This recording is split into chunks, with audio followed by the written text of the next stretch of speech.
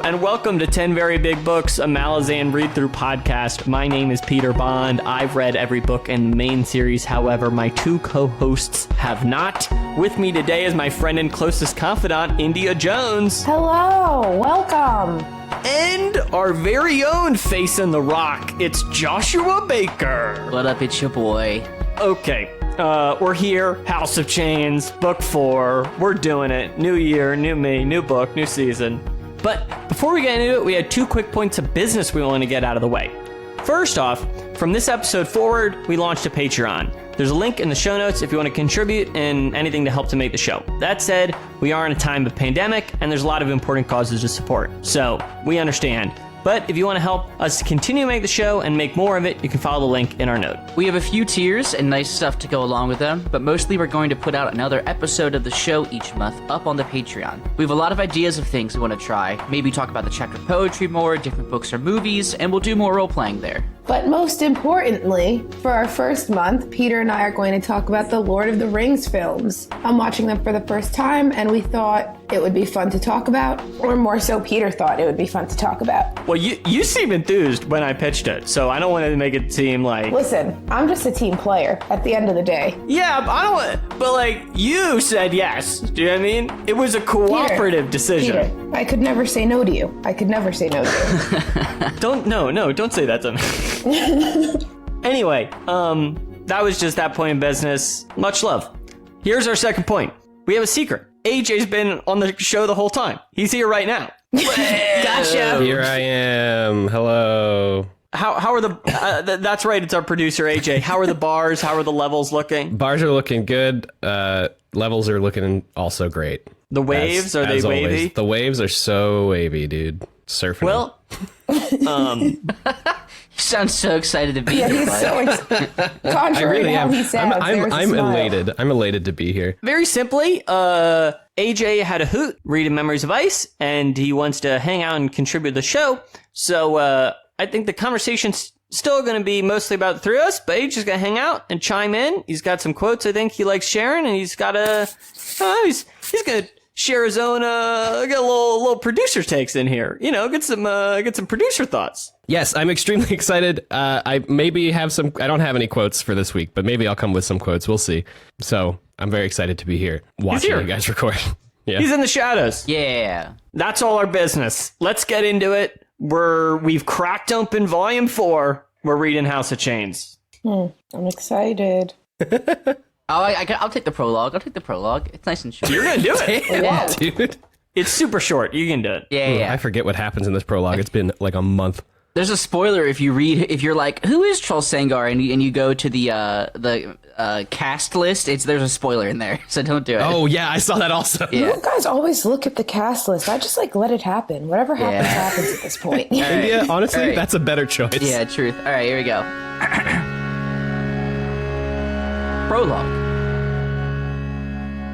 Troll Sangar, a traitor to his people, is dragged through a drowned world. His brothers and kin escort him. And after denouncing him, they slash him across the face to exile him. He is left, and the wall of water he waits on will soon break.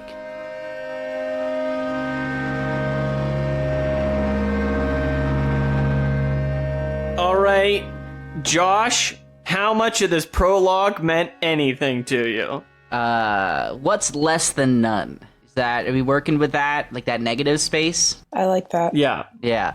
I mean, listen, it was really cool. I learned a lot about this unnamed people who I'm sure are important, and I will eventually know who they are. And by a lot, I mean I learned absolutely nothing about them, except they're weird. They're brothers. So, they're brothers, and their world's dead, I guess. And whoever that I read this like 2 weeks ago. Whoever the bad one was, I don't like him. He seems like bad news. Inge, did you get anything out of this prologue? Only a question about... I was trying to understand and not understand at the same time. The chains that were on him and the one in his mouth. What did that look like? Yeah, I didn't have a super clear image, but... It seemed very disturbing. I think it's interesting that, like, contrasting this prologue to the prologue from Memories of Ice you know, it is just such an entirely different type of thing, you know? It's very short. It's very about tone in some ways, you know? And then we move into this totally unrelated thing. So I just think it's interesting that it's a little niblet compared to book 2 and 3, which had such larger, like, meaty prologues that, like, set the stage for all this stuff, you know? Yeah. Yeah. I don't know if we actually have that much to say about it. So Yeah. Also, Pete, you say all that, but like when I read the prologue for Memories of Ice, I was just like, I don't know what the fuck this is. Like, it was about the same. But there was like a huge story there. Do you mean like there was like a lot of different things? Like, I guess, yeah, there was more characters than one guy and his unnamed, like, you know, brethren. So yeah, you're right there. You're right with that. All right. I just don't understand why put him on the wall. Like, what? What is the point of anything? I think the idea is he's gonna die. But like, why would we have to learn his name if he's gonna die? That would suck. I hope he doesn't die. Specifically, so I didn't learn a name for no reason. and you've never done that before in this series. Yeah. All right, let's keep things moving and get into the true meat of it. Chapter 1. Faces in the rock look down upon the Teblor, accepting sacrifices. Karsa Orlong, a young barbarian, reflects on his grandfather's great raids on the lowlands and his heroism. Karsa contrasts this with his own father's cowardly domestic life away from the field of battle. Karsa wants to lead them back to the old ways and will begin by taking his two friends on a raid of the town of Silver Lake. He vows this to his gods, the Faces in the Rock. As he leaves, the seven rise and speak of the vow, believing that Karsa may be able to free them of their lashed chains. Karsa returns home to his father, who grants him the horse Havoc to take on his raid. They argue then about glory and blessings. Karsa rides off and finds his friends Bareth Guild and Dellum Thord. They speak of a woman, Dallas, who carries Bareth's child, but Karsa makes claims to her. The Found watch them leave. Karsa's father and grandfather eat together, and the conversation quickly descends into a fiery argument. Karsa and his friends ride together and make camp to discuss how they will cut a bloody path to Silver Lake. Karsa insists on riding during the day to spread as much violence as he can. In the morning, they encounter riders from another Teblor clan. There is a bloody melee, and they slaughter the other riders, but one child who is left free to sow seeds of hatred. Karsa continues this bloodshed against the Rathid clan, and he plans to lead the warriors straight into Sundland, stirring further conflict between the Teblor tribes. The three warriors come to a village of elders, children, and women. They attack, and they round up the women. Karsa declares his intentions and brags of his lineage. The chief's wife speaks of how Karsa's grandfather Palk bowed his head to pass through this village. Karsa ignores her, and beginning with the chief's wife, they rape the women of the village. Karsa rapes the chief's daughter last and refuses to hear her name and calls her Dallas. Afterwards, they ride on and encounter a pack of dogs. Karsa duels and dominates the leader, and the dogs submit and follow the Teblor. They make camp that night and speak of a myth of the river of ice that flowed through the valley. Bareth says he is content to follow Karsa.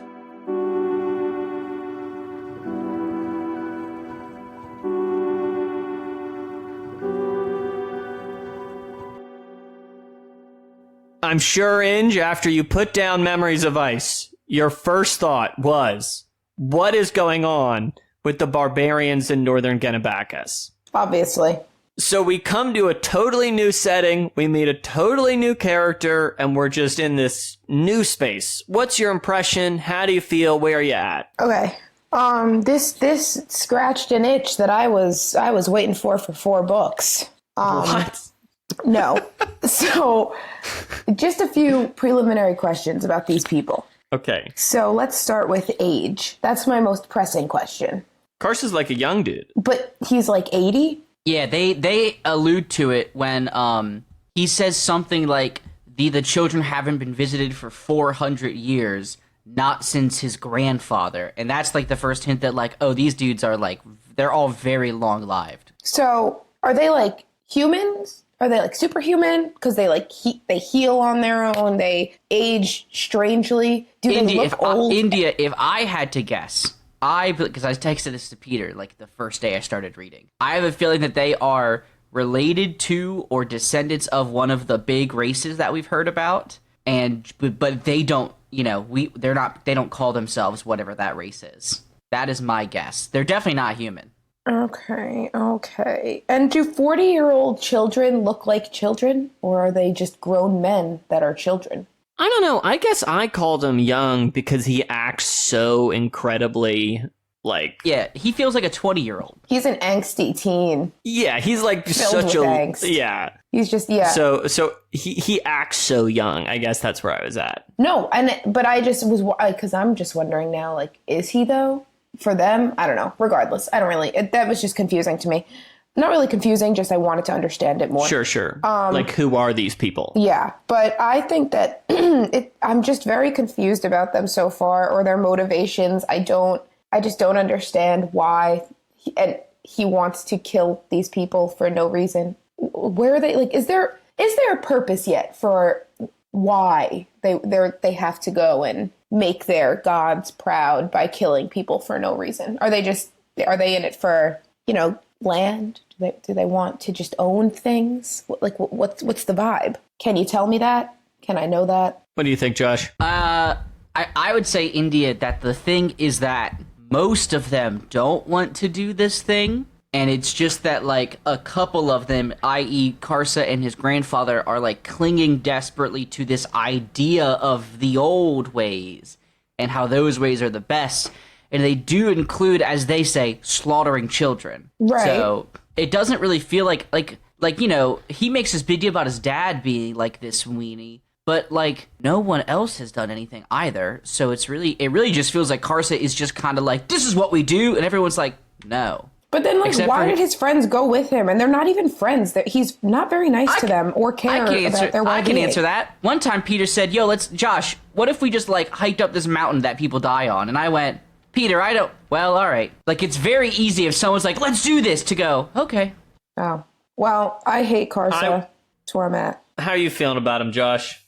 About who? Karsa? Oh. The main... he does a lot of things that I fucking hate because they're undeniably terrible. Yeah.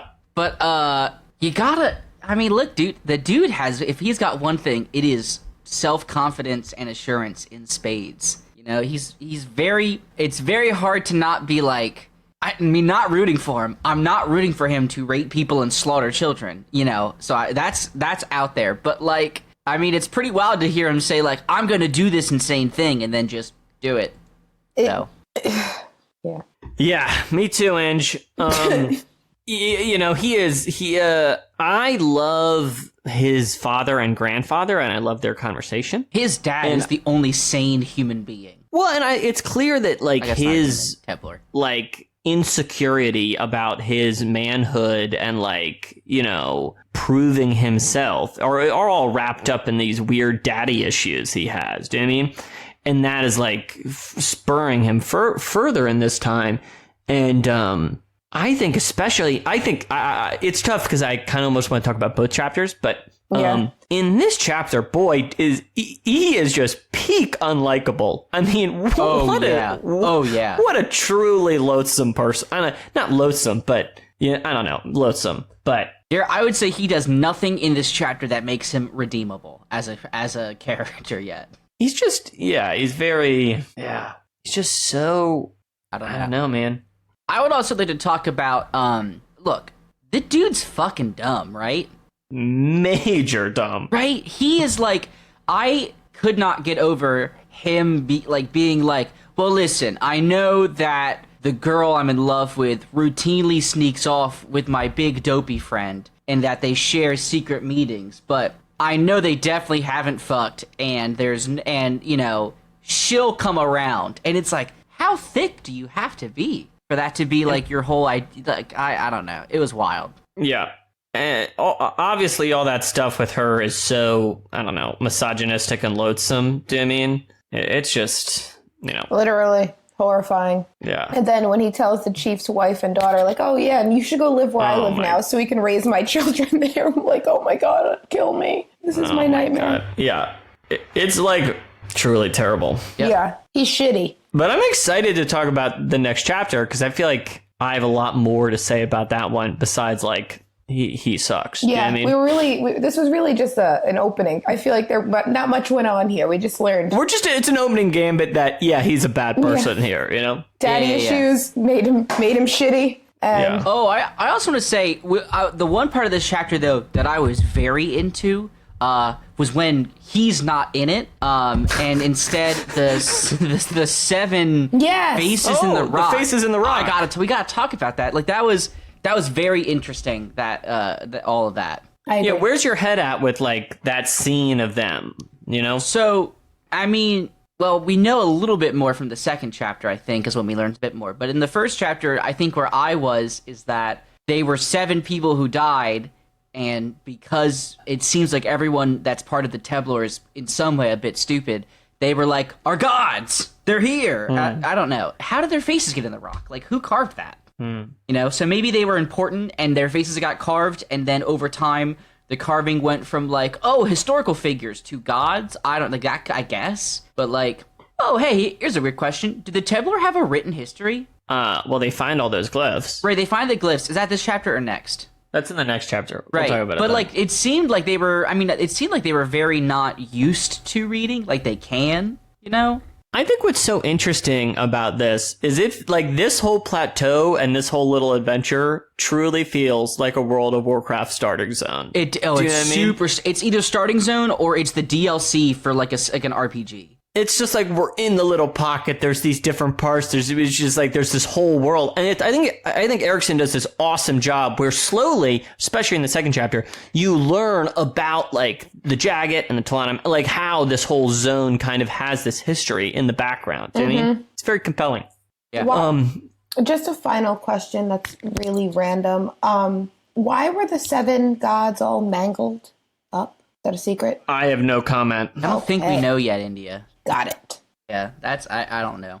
Before we move on, AJ, did you want to take a chance to hot dunk on Karsa? I mean, I'm just saying we all were kind of getting in there. You know, I just wanted to give you the shot. No, I think you guys pretty succinctly dunked on this fool. He really is just like this weird zealot who just loves to stab. And we gotta go back. We gotta go back to the old ways. Back to the old ways, dude. Gotta go back to the old ways. Yeah, it's so interesting to me because it seems like like Josh said, he's the only one that is into it. And even as Bayroth and Delum get more into it, they're still not really into it. They're just kind of into it because they're with Karsa and they're like, fine. Now, I do want to say, I don't think Bayroth and Delum get off scot-free because, I mean, what they are agreeing, they are just along for the ride, but the ride they are along for does involve rape and killing children. Sure. Yeah, it's not good. They are fully morally culpable. There is no scot-free for good. them. I'm glad we're on the same page. Yeah. Oh, yeah. But that's all I have to say. It's all shitty. Well, let's blow the conversation a little more as Karsa leads them further along on this journey. Chapter 2. Karsa, Bareth, and Delum avoid the remaining Rathid villages. They find a cave called the Bone Pass, covered in glyphs telling the history of the Teblor. It describes Talani Mass, Icarium, and the laws of isolation, telling their people to forget all but their most ancient legends, to live simply and live like raiders. They start to recognize the clan names and stop reading. Nights later, they near Sund Land. At camp, they speak of the Teblor as a fallen people. They speak of the birth defects in the Teblor and how their people ought to live. Bareth argues with Karsa about Karsa's family. Karsa demands a fight, but Bareth refuses and ends up apologizing. They come to Sund Land and see that the Sund have been raided by the Lowlanders from Silver Lake. Karsa will lead them in the name of vengeance now for the Teblor. As they ride, they encounter a strange multi-limbed hand emerging from the stone. Karsa identifies a demon from the Teblor legends called a Forcasil.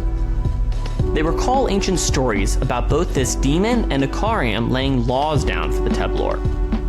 Bareth believes they should free the demon, and they do. They lift the slab up and free her. They speak only briefly as she awakes. Eventually, she declares she has a Forkrol assail named Calm. She severely attacks Delim and then speaks of her and Karsa's futures. Then Calm flees. Delim now rides with the dogs, a careless warrior. Karsa and Bareth argue together over their path forward, the woman Dalus, and what should be done, but they are interrupted by lowlanders. The group attacks and the barbarians survive, but will chase after the one surviving guard.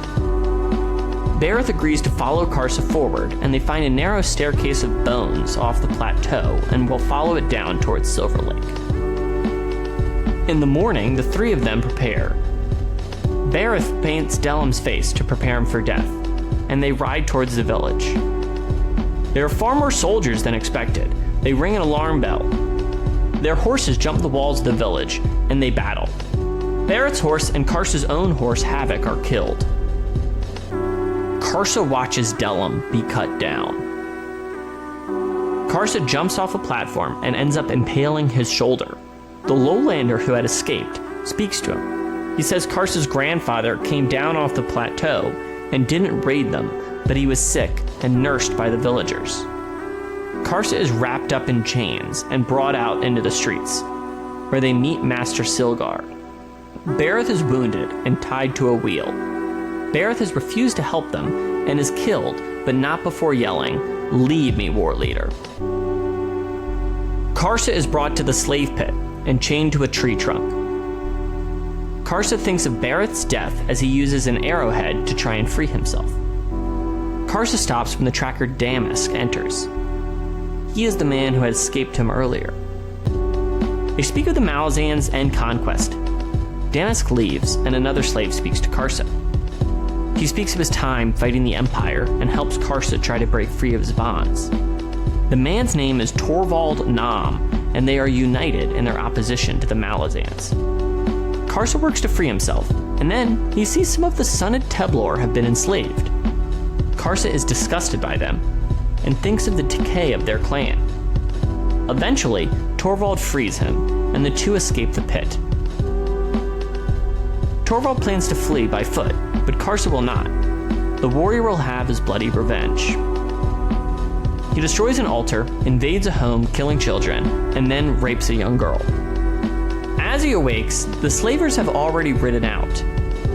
Karsa leaves, but is captured by the Malazan forces led by Sergeant Cord. They plan to take him prisoner, and he will likely be sentenced to work in the Otatarol mines of 7 cities. Torvald has been captured by Silgar as well. Then the Malazan captain Kindly returns, and he arrests the bounty hunter Silgar for bribery. Karsa is snared by a magical net by the Malazans, and he feels himself being weakened by it.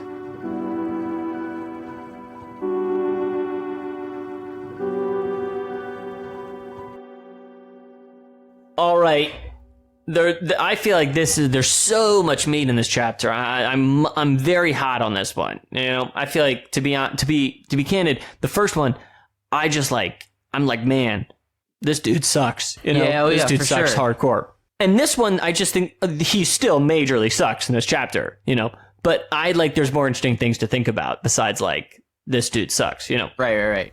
So, to start off, they encounter this bone cave, and we were talking a little about the glyphs, and we learn about Akarium, who is here, and we learn about the Talani Mass. So, how do you feel about learning more about this history that we had mentioned? Well, so this was part of the reason why I feel like the Teblor have got to be some sort of descendants of one of like the main players that in the before time. Sure. I don't know, I found it very interesting because we know from the second book, and a little bit from the third, we vaguely know that Akarium has traveled to like many civilizations, and he has saved many, he has obliterated countless others, because that's what he do. So, I don't know, I found it very interesting. Like, I know that there's a whole history of, like, the first book, all I give a shit about is, like, the Malazan history, right? Second book, little bit more info on some stuff. The third book, is when I start thinking, like, okay, So we've got current shit, and then we've got millennia ago with the crippled god shit and Calor and stuff. So this is like hinting at that in between, you know, like the last several thousand years of Ikariam traveling and probably some important events that are leading to that, like, have led to a lot of these things that are happening. So I don't know, I was very interested in it, and I love that like they like have this language that they're reading, and there's like some glyphs that they don't understand, but they can kind of be like, well, our best guess is it kind of means this. I don't know, that's perfect for me. That's like classic fantasy shit. Yeah. Inge, how'd you feel about learning the history of this plateau and with the Talani Mass? And then they kind of end up arguing about it and kind of having a conversation about what their civilization should be like. How'd you connect to this? I didn't at all. I still have I don't understand where Ikariam was or how he played into it. Reading it, I tried. I really, really tried. I don't know what he did. I don't know when he did it. I don't know how, like, what the point of them even mentioning him was in this. I'm not sure what he did. Whether it was like before he was like good, if he was ever good, or I don't know. I don't remember him very much, or that part of I forgot what book it was where he was involved. I just don't know where in his journey he was there. And I know I read his name and I was like, oh, I remember him. Yeah. But I had a hard time making that connection. Yeah. Well, it's definitely off-screen ancient history that is like being hinted at here. Do you know what I mean? And it's these parts of the book that I wish I had more, like, I was more well-versed in, because I do want to have like those little light bulb moments, or like moments where it's like, oh, wow, I was really wondering what happened here, like Josh has, and it's just, it doesn't happen. It still hasn't happened. And that's so, it makes it more, I think, difficult to understand. Like, and I did try to read it 2 times to absorb it. And I was just like, okay, I got to keep going because this, so. Yeah, I feel you. I feel like it was more clear to me on my second read through. I mean, yeah. So I know what you mean. I really loved this section because, to me, talking about the ideology that undergirds this Karsa's character and some of this Tablar civilization, right? And there's this great line here. We must forget our history and seek only our most ancient legends. Legends that told of a time when we lived simply. In the forest hunting, culling fish from the rivers, raising horses, when our laws were those of the raider. And I think what's so interesting there is, it's portraying this pursuit of a people who chose to go backwards, who chose to defy progress and to be like, things really should be how they were hundreds of years ago. Do you know what I mean? Right. And it's just interesting to see that laid down and then to contrast that against what we already saw when we were kind of in Tablar civilization in chapter 1. Do you know what I mean? So I found that very compelling, and especially with, like this, let's go back to the old ways. Let's like go murder and turn our other tribes against each other. Do you know what I mean? I feel like this made me really more connect with what was going on underneath the plot here. After they leave here, Inge, they go and they encounter this demon Calm, and they free the Forkral Assail. And what you take away from this? Can I raise my hand for a 30-second thing? Please raise your hand. Are the Forkral Assail one of the 4 races, the Elder races? Yes. Fucking knew it. What is it called? Cool. They're called Forkral Assail. I think they're the only Elder race we haven't met, maybe. I felt pretty confident, but I wasn't positive. Josh nailed it. Shut up, guys. Josh, you got it. And they're called founding races. Founding races. There we go. Whatever. You're good. Josh, hit me. I'm trying, let's do it. Oh, it's the Talon, the Jaghut, the Forkral Assail, and the Kachain Shamal. Nice. What the fuck? How do you know that? I don't know. Okay. Anyway, I don't even now know that that's done. So they free this Forkral Assail. Yeah. What do you think? I thought that was stupid. I would never see a many-limbed hand in the ground and say, "Oh, that was put there for a reason. Let it out." So I think you're obviously not Karsa Orlan. Yeah, literally. I don't know what that... He's just insane, man. He's just so crazy. It's like a galaxy brain play. Like, let's let the demon out. No, it's not. I the whole time I was like, why? I know. And then I don't know why it killed or injured the friend. Like, for what? Also, Karsa is real quick to be like, well, listen, Delum should have known not to draw his sword. If it bested me, what hope did he have? Fuck you, Karsa. I know. He had it coming, Josh. And I felt so bad, and God, that's why he's not a good friend. Honestly, that's really He is not a good friend. Bad friend. that's what did it for me. But I feel like him being a bad friend is nowhere near his biggest problem. Oh Do you know no, what I mean? yeah. It's my biggest concern. But I don't understand. Like when she came out and she was like, "Yeah, you're gonna be like." You have a purpose and your friends need to protect you, la-di-da-di-da. First, like, how does she know this? 1, 2, where did she go? 3, why will they meet again? I just feel like this is not the end of us and Calm. I just feel like she's coming back. I don't know where she went, but I think that she's not gone. I thought it was weird. I just thought it was, I don't know why anybody would do that. I mean, I guess you have to make books happen, you know, create some conflict, but... Hey, now here's I have a question about this whole scenario too. Hey, what's brain juice? What's that gray brain juice? Brain matter. Is that what that was? Was it gray matter? It was brain matter, yeah. Oh, fuck. That's gross. She hit him real hard. Yeah, I think his death is like what is it makes me sad. You know what I mean? I don't know. Like, I don't know. It's, I don't know. His death? It's just a bummer. I feel like he know? pretty much died when she knocked his brain out. Oh, yeah. Yeah. And then he actually died. That was just sad, yeah. But I'm intrigued to see what the hell she meant. I really love the talking in, like, I don't know, what do you call those things? Riddles, I guess. And then eventually something happens and you're like, oh, so that's what she meant when she said no such thing that happened now. Got it. So I'm looking forward to that light bulb moment if it ever comes. Who knows if we'll ever even meet this character in the next book.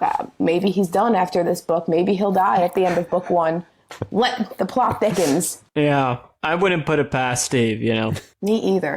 So Josh, they they encounter there's a bit of a conflict. Bareth argues, you know, and they're like, what should we do? Blah blah blah. Then they get attacked and they're kind of led off the plateau. And they ride into town and the battle happens and it goes terribly.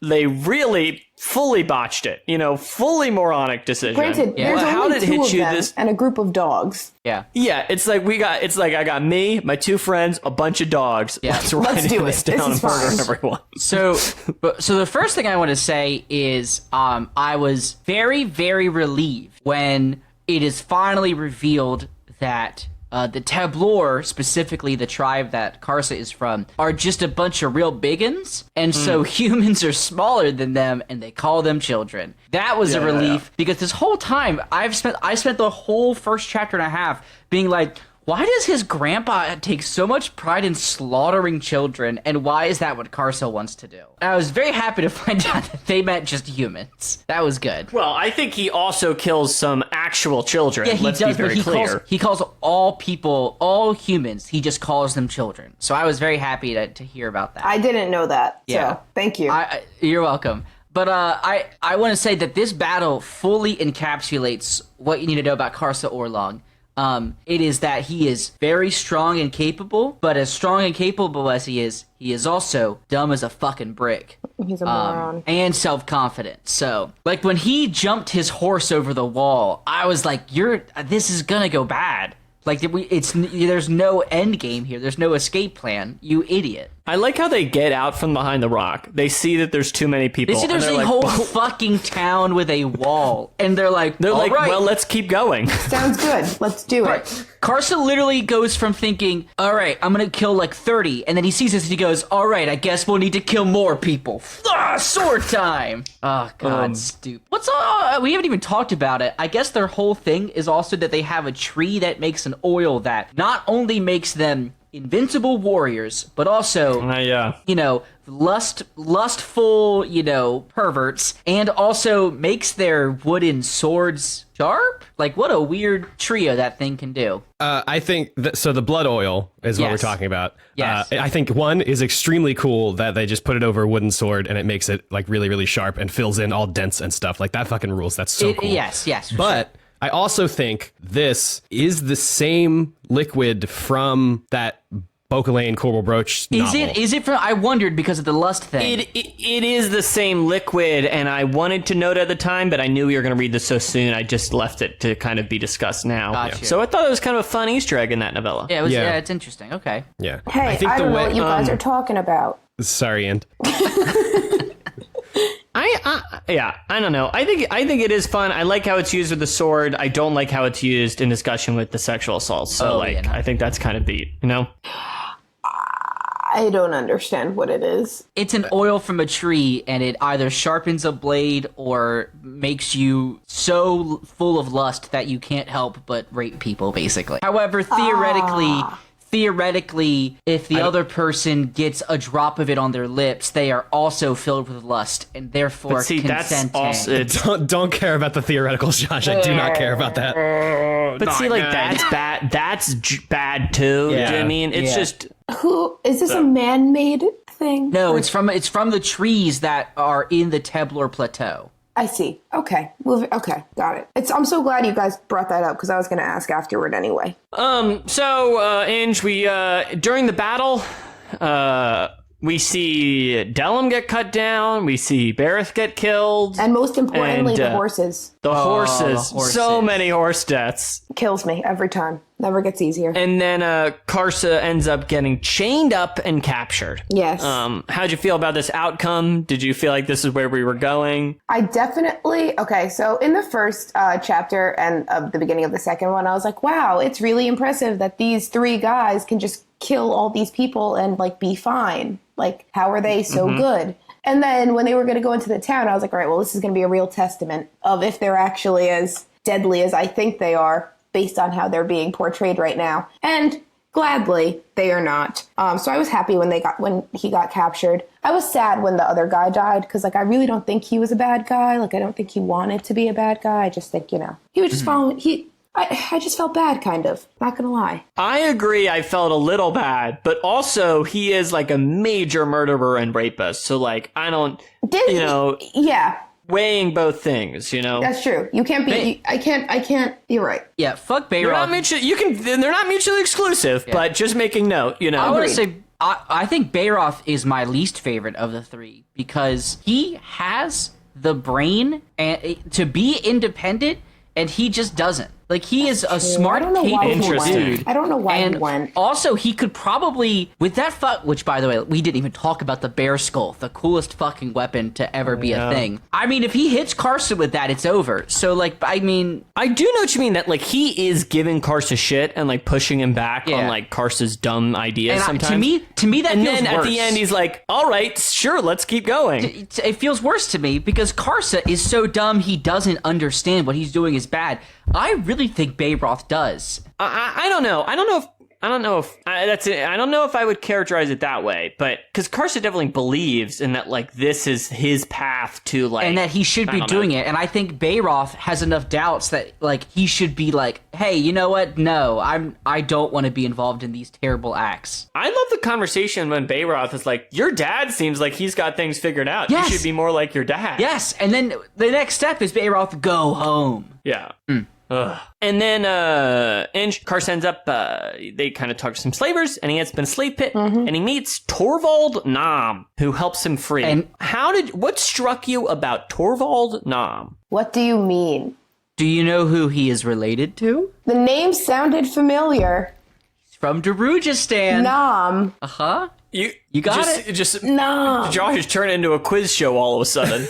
I don't remember, and I knew it sounded familiar, and I was like, I just got to. I think he's either the brother or cousin of Ralik Nam, the assassin. Oh, that's the guy. I didn't know that they were related. I just thought they had the same last name and/or name. Nam. Are they brothers or cousins? I feel like he says something that makes me feel like he definitely mentions Ralik, but not by name. Ralik was the good fighter, or was he like a mage? He's the assassin. He was an assassin. So a Him fighter. and Vorkon. Yeah, they're the two that are in the dead house. No, not the dead house. They're the two that are in the one that's Azaz. The Finnest house. House. Yeah, Azaz's house. Yeah. Wow, what a cute little book this is turning out to be so far.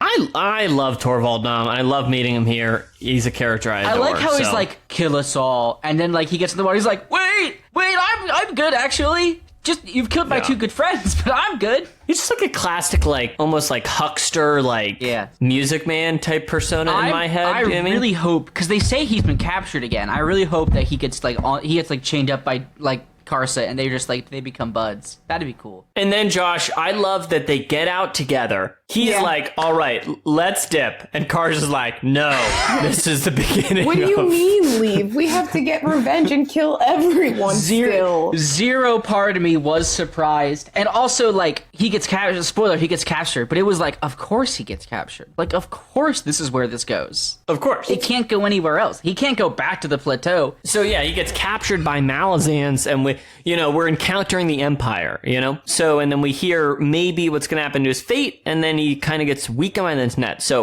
what do you think? Where do you think we're headed with all this?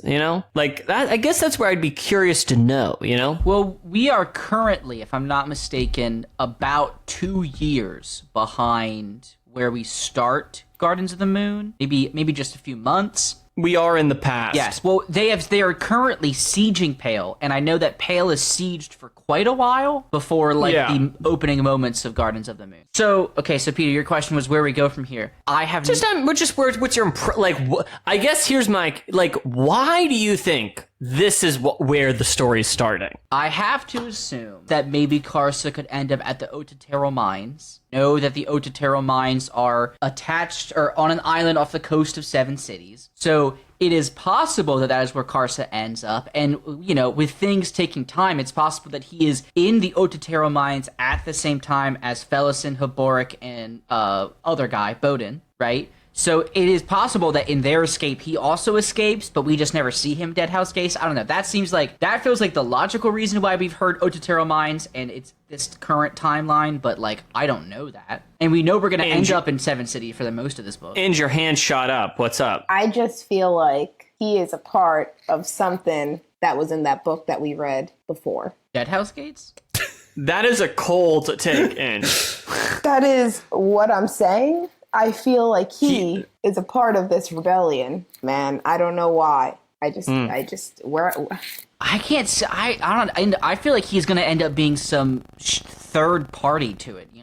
Right. I don't know. Do you think he could be a Trell? Maybe he's a Trell. Ooh. Who is or that maybe guy like a descendant that was killing of a Trell. all the kids in the other book? I feel like he's with him. Oh no, that's that shitty renegade. I feel like they're all together. The renegade fist. Corblow Dom. That's the one. Dom. They're boys. I don't know when they meet, but they become boys. I wonder if I don't know, man. Karsa. I just made it up. I don't know. I mean, he's got to be somewhere.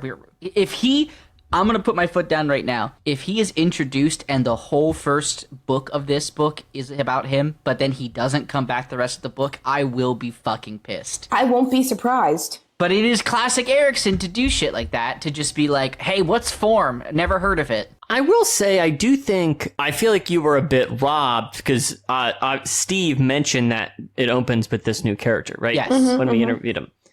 We're like, I opened up this book, and it's like you finished Memory's Ice, and it's like time for the next installment of the 7 Cities thing. And you're, for just like, 200 pages, 250 pages, you're just like, who the fuck is this guy? I gotta be honest with you, Peter. I would say you have to, if you've gotten through the first 3 books and are surprised that the 4th one opens up with a brand new character that feels like it relates to nothing, I don't know what you did for the first 3 books. Because it is like all he does is set you up to be like, nah, fuck those guys, Here's that new shit. I feel like it's just almost, it's like more and more audacious. I mean, it's like, yeah, but now we're getting back. You thought you were feeling a groove. Wrong. Now we're going to spend 250 pages on a dude you've never heard about, because that's what Steve did. No. Steve do it his weird way. I disagree. I think this is going to be, I am calling it now, he is a central character of this book. We don't know why, but I'm going to say I think that this is going to be a hot take, and I'm going to be embarrassed if I'm wrong. So okay.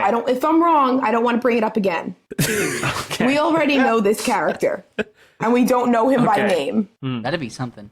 So I think that this is the backstory of someone we already know. All right, I'm going to take a hot take. All right, it's getting hot. I'm like sweating about it. I'm like embarrassed. My hot take, India. I'm going to give you the smallest of spoilers because I read the what's the cast list called in all these things? The dramatis personae. Dramatis personae. The dude in the prologue is a Tista Eater, and maybe Steve is setting us up so that when we meet the Tisty Eater, we aren't meeting we have a character through whom whose eyes we've already seen. And maybe Karsa will be our our point of recognition when we get to the Tisty Eater shit. That is a very probably incorrect thing, but we'll see. I think if you think Karsa would be our main point of contact in the Tist Eater, you're a fool. You would just be someone we meet in the background of one scene while we're meeting the Tist Eater and be like, oh, this is Karsa, and then we move on. Probably. If he's going to these, if he's going to, he has to be a part of this rebellion. He has to be a part of it because there's no reason that he's going to the exact place where it started if he's not. I don't know.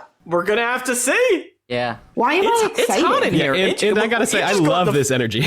I'm Fireworks excited. are going off. I'm embarrassed to be so excited about what's happening. You know, what? Yes. So how'd you guys just feel about this opening? You know, it's easy to dunk on him because he's such a loathsome person. I think it's effective. I hate him, but it is an effective opening. I think that Steve is he's just a masterpiece of a person because what? Who does this? And then, to make a character so horrible, but you have to read from his point of view. So, you really, yeah, he sucks. And yeah, it's oh yeah, this character's terrible and awful and, horrendous. But, you're reading from his point of view and you're well, I have no choice. You gotta relate because it's his point of view. It's really weird. Yeah. It's a weird mind fuck thing going on here. It's very interesting, and I'm stoked to read the second half of this book one, which, I feel like there's just going to be a lot more to dive into before we get into the rest of the book. So, with that said... Sorry, wait. Well, I was just going to say, before we wrap up talking about Chapter 2, I just wanted to talk about the very, very end when Kindly asks the mage what he used to capture Karsa. And he's like, oh, yeah, it's usually a snare we use to stun Denrabi. And they're like, the giant sea worms? And he's like, well, yeah. And Karsa's like, he didn't understand what they were talking about. But the pain had faded from Karsa a while ago. Yeah, whatever the fuck the Templar are, whatever the fuck they are is terrifying. So I just wanted to bring that up because it made me laugh a lot. Another thing we'll have to find out because I already know. Oh. Get it? No one laughed. Peter, I'm getting a little sick of your I already read the books jokes. Keep rubbing it in. I know. I'm just saying, I know, Mm-hmm. You do know. I've repeated the same joke, you didn't laugh. That usually helps. Anyway, that's it for opening House of Chains. You can let us know what you think of the show. We're 10 Very Big Books on Gmail and Twitter. And we'll be back with the end of book one. I think it's chapters 3 and 4 of Faces in the Rock. Looking forward to our conversation. And until then, guys, I didn't tell you. You ready? I'm ready. I was thinking, our outros are so bad and inconsistent. Yep. I'm thinking we should have a good outro, we're done, How do you think about ending the show by saying love each other? Like Ellen DeGeneres does. Does Ellen DeGeneres say that? Yeah. Or she says be kind to each other. She says be kind to each other. Oh, okay. Well, we can't, I'm just, we gotta do something, and I want it to be positive. I don't want it to be positive. I don't know. We shouldn't have had this meeting on air. Yeah, we but don't have answers off air. This is a bad idea. And with that, we'll throw it to AJ to outro us. Even though he's been here the whole time. Yeah. AJ, how'd it feel to get in this big pool? It was great. It was really nice for me to be able to bring my takes live on air. So, can we hit stop? All right. Can we hit stop yet? See ya. Bye. Be real, guys. Hello, everyone. Producer AJ here. Happy to finally be able to give my input live on the show. Like the gang said in the very beginning of the show, we now have a Patreon. This is something Pete and I talked about since the beginning, but honestly, we didn't think it would be something we felt comfortable doing until season 6-ish. So thank you so much for making us feel like we have the community backing to make us comfortable to launch it way ahead of schedule. Just a little bit about the tiers. There are 4 backer tiers, $1, $3, $5, and $10 per month, all of which includes at least one bonus pod release the second-ish week of every month, along with a unique Discord role for each tier. As we move up, you get access to Peter's script notes before we record an episode, where you'll be able to give notes in a private Discord channel, access to a folder with phone backgrounds of all the season art created by the one and only Dan Gesrick, all of which can be resized at your request. And topping it off at $10, you'll be invited to a private Discord channel where you'll be able to suggest nicknames for Josh, for Peter to call him at the beginning of every episode. The basic gist of why we made this Patreon is because we want to be able to do more in every way. We'll use the funds from this page to pay Dan for making our art, Amaranthan for allowing us to use his music, myself for editing the show, and any additional expenses, including new equipment for higher quality recording, new books, stuff like that. You can check out all the tiers and the rewards more in depth at patreon.com/10verybigbooks, which is also linked in the show notes. And of course, none of this would be possible without you, and we really, really, truly will never be able to thank you enough. As India also said at the top of the show, this month Patreon bonus episode will be a discussion with Peter about the first Lord of the Rings film, which she has never seen. Of course, you can always tweet us your thoughts and feelings about the show at 10verybigbooks, or you can email us at 10verybigbooks@gmail.com, or you can join our community Discord by heading to bit.ly/VBB Discord. That's capital V, capital B, capital B, capital D Discord. The link will also be in the show notes. And as always, thank you so very much to Dan Gesrick for making our spectacular logo. You can follow him on Twitter at Dan Gesrick for an absolute onslaught of hockey tweets. And of course, the wonderful music in this episode is from Amaranthan's album Simulant Rain, which you can find along with their other music on bandcamp.com. Links to their pages will be in the show notes, and 10 Very Big Books will be back in 2 weeks on July 17th talking about House of Chains chapters 3 and 4. I'll talk to you then, and thank you so much for listening. India, do you follow Ellen on Twitter? Yeah. Are you an Ellen fan? I love Ellen. Yeah. Incredible. I follow Ellen on every She's pretty platform. charming. I'm trying to come every up with like a platform? fun nickname for Ellen fans. I've only got Ellen DeGenerals, Degenerates is good, or Felons, which doesn't feel good. Both of these are bad. I know, Ellen's I can't- Degenerates. Ellen's Degenerates. Ah, God.